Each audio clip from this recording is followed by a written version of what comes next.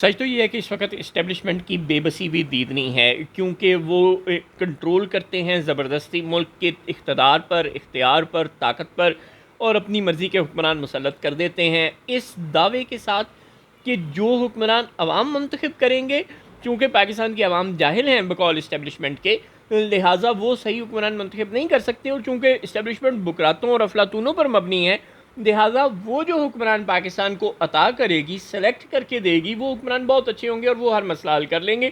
لیکن جب کبھی بھی وہ اپنی کوئی ٹیم میدان میں اتارتے ہیں، وہ چاروں شانے چت ہو جاتی ہے، اس کے باوجود بھی اسٹیبلشمنٹ والے اپنی اس بار بار کی انجینئرنگ اور ریورس انجینئرنگ سے رجوع کرنے کی کسی طرح کوشش نہیں کرتے۔ وہ نہیں ایسا ہونے دیتے کہ 3-4 دفعہ عوام کو اپنا کام کرنے دیں، 3-4 دفعہ آزادی سے الیکشن کروا دیں، جمہوریت کو پنپنے دیں، اور عوام کو خود ہی سمجھنے دیں کہ کون اچھا ہے، کون برا، کون کیپیبل ہے اور کون انکیپیبل، اور اچھے حکمرانوں کو جمہوریت کی الیکشنز کی چھلنی سے چھل کر باہر نکلنے دیں۔ ایسا کرنے کی اسٹیبلشمنٹ والے کبھی نہیں سوچتے۔ وہ اپنی مرضی کے حکمران مسلط کرتے ہیں، بار بار ناکام رہتے ہیں، لیکن پھر بھی باز نہیں آتے۔ اب وزیر خزانہ محمد اورنگزیب صاحب، جنہیں اسٹیبلشمنٹ والے اسحاق ڈار صاحب کو ہٹا کر لے کر آئے ہیں، وہ کہتے ہیں کہ آئی ایم ایف سے چھٹکارا پانا تو اصلاحات ناگزیر ہیں۔ جناب اورنگزیب صاحب، آپ کا ہاتھ کس نے پکڑا ہوا ہے؟ کریں نا اصلاحات۔ آپ ہی لوگوں کی حکومت ہے تقریباً 1 سال سے، اب آپ کو اچھا لگے یا نہ لگے۔ پچھلے 6 مہینے جو کاکڑ صاحب کے تھے وہ بھی ڈائریکٹ آپ کی حکومت تھی، ٹھیک ہے۔ شہباز شریف کے پچھلے 16 مہینے اسٹیبلشمنٹ کی حکومت تو تھی، لیکن اس حکومت میں اسحاق ڈار برابر کے شریک تھے۔ آپ نے کہا کہ وہ حکومت چونکہ ناکام ہوئی ملک کو اکنامک کرائسس سے نکالنے میں، لہٰذا اس کی ساری کی ساری ذمہ واری اسحاق ڈار کی ہے، ویری گڈ۔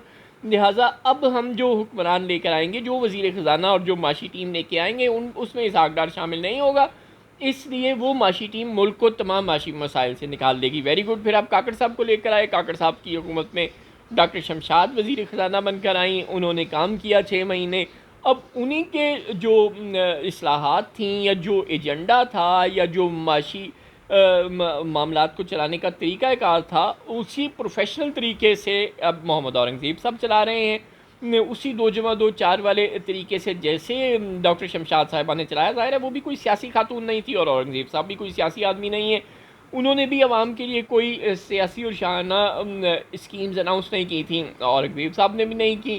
انہوں نے بھی فارمولا طریقے سے آئی ایم ایف پروگرام کے عین مطابق ملک کو 6 مہینے چلایا۔ اب محمد اورنگزیب صاحب بھی آئی ایم ایف کے احکامات کے عین مطابق ملک کو چلانے کی کوشش کر رہے ہیں، لیکن اس کے باوجود نہ مہنگائی کم ہو رہی ہے، نہ غربت کم ہو رہی ہے، نہ ملک میں جابز کریٹ ہو رہی ہیں، نہ انویسٹرز کا اعتماد بحال ہو رہا ہے، نہ ملک میں انویسٹمنٹ آ رہی ہے، بلکہ جو پہلے سے انویسٹرز موجود ہیں وہ بھی بھاگ رہے ہیں، فورن انویسٹمنٹ بھی نہیں آ رہی، عرب ملکوں سے اور چائنا سے جو بھاری انویسٹمنٹ کی توقع تھی حکمرانوں کو وہ بھی پوری نہیں ہو رہی۔ لہٰذا اب کھسیانی بلی کھمبا نوچے کے عین مصداق محمد اورنگزیب صاحب فرما رہے ہیں کہ آئی ایم ایف سے چھٹکارا پانا ہے تو جی اصلاحات کرنی پڑیں گی۔ اور جناب کریں نا اصلاحات، آپ کے ہاتھ کس نے پکڑے ہیں؟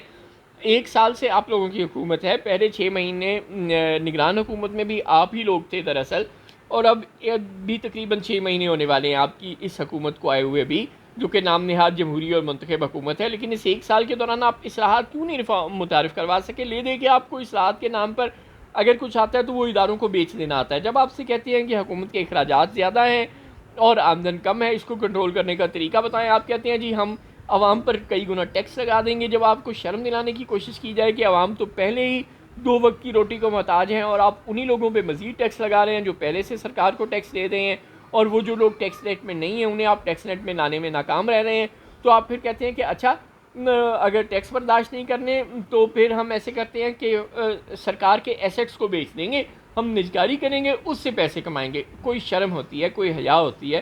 نجکاری کر کے بھی آپ ملک کے نظام کو بہتر طور پر نہیں چلا سکے۔ ماضی میں ہم نے دیکھا کہ نواز شریف صاحب نے کے الیکٹرک کو فروخت کیا، اور آج تک کراچی میں نہ بجلی کا مسئلہ حل ہوا، اور نہ ہی کے الیکٹرک کو بیچنے کا اہل کراچی کو کسی بھی قسم کا کوئی فائدہ ہوا، نہ انہیں بجلی سستی ملتی ہے بلکہ پورے ملک سے مہنگی ملتی ہے، اور نہ ہی انہیں بجلی مسلسل ملتی ہے، نہ ہی کے الیکٹرک کراچی میں جو بجلی کی سپلائی کا ترسیل کا نظام ہے اس کو اپ گریڈ کر سکا۔ اب آپ کہہ رہے ہیں اب ہم پاور ڈویژن کے فلاں 13 ذیلی اداروں کو فروخت کر دیں گے، فلاں پاور پلانٹس کو فروخت کر دیں گے، فلاں ڈسٹریبیوشن کمپنی کو پرائیویٹائز کر دیں گے۔ او بھائی اس سے ہوگا کیا؟ جو دیوالیہ قسم کے محکمے آپ پرائیویٹائز کریں گے، اونے پونے داموں بیچیں گے، اس سے جو پیسے آئیں گے ان کو آپ چند مہینوں میں کھا جائیں گے، کیا ایسے ملکوں کے نظام چلے کرتے ہیں؟ یہ کوئی پرماننٹ سلوشن تو نہیں ہے نا. آپ کچھ ادارے بیچ دیں گے، وہ ادارے جب بک جائیں گے تو وہ آپ کے کنٹرول سے اور بھی باہر ہو جائیں گے.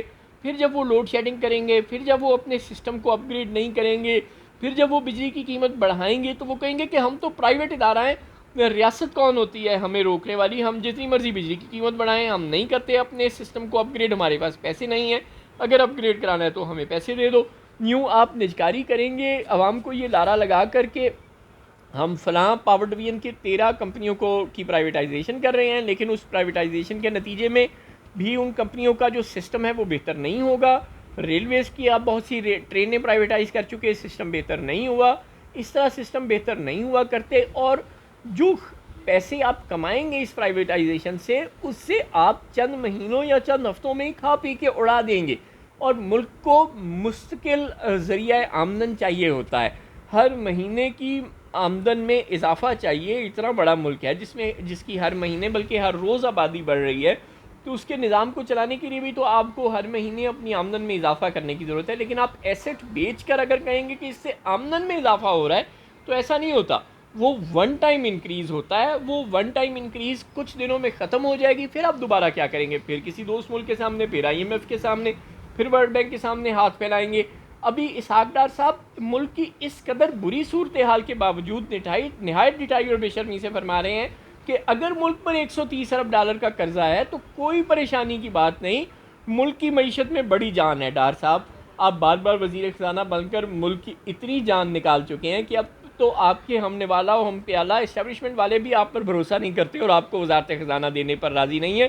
ابھی بھی آپ کو لگ رہا ہے کہ ملک کی معیشت میں جان ہے. وہ بھائی کہاں ہے جان؟ اگر ہے تو پھر وہ جان عوام میں کیوں نہیں منتقل ہو رہی؟ عوام کو نہ مہنگائی سے نجات دلا پا رہے ہیں، نہ غربت سے، نہ بے روزگاری سے، نہ ہی انہیں بجلی پانی پیٹرول گیس کی قیمتوں میں کوئی ریلیف دے پا رہے ہیں، اور خالی تھوتا چنا باجے گھنا کے اصول پر کاربند ہیں آپ سب کے سب. اور بس